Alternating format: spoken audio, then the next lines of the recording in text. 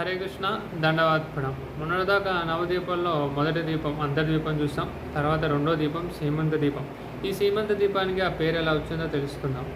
ఒకసారి శివుడు గౌరంగ నామం తెలుస్తూ ఈ పరవశంగా ఉన్నారనమాట, తన్మయత్వంలో ఉన్నారు. అయితే పార్వతీదేవి అడుగుతుంది, స్వామి మీరెవరి గౌరంగా, మీరు ఎందుకు ఇంత పరవశంతో ఉన్నారు, నేను ఎప్పుడు చూడలేదంటే, అప్పుడు శివుడు చెప్తారన్నమాట, ఈ దేవాది దేవుడు నందమహారాజ్ యశోదమయ్య ఇంట్లో ఆవిర్భవించారు ద్వాపర యుగంలో.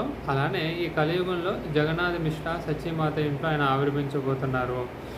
ఆయన సంకీర్తన ఉద్యమాన్ని ప్రారంభిస్తారని చెప్పి శివుడు ఇంకా మాట్లాడకుండా పరవశంలో నృత్యం చేస్తూ ఉన్నారన్నమాట.